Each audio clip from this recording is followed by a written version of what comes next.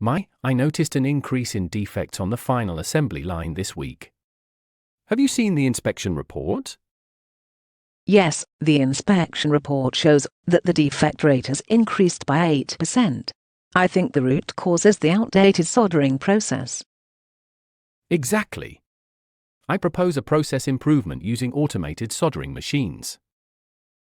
That might help reduce human error. What about cost analysis? I've prepared a cost-benefit analysis. Even though there's an initial investment, the long-term efficiency and quality gains are worth it. Good point.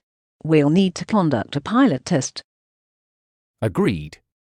We'll monitor the rejection rate and compare it with the current process. Let's also gather feedback from the operators to make sure the new procedure is practical. I'll schedule a training session for them. We should also update the standard operating procedures, SOPs. Sounds like a plan. Let's present this in the next quality review meeting. I'll prepare slides showing how the soldering machines improve efficiency and reduce defects. Can we include a comparison chart for defect rate before and after the pilot test? Definitely. Also, let's include a section on operator feedback. Great. And make sure we highlight how this aligns with our overall process improvement goals. Will do.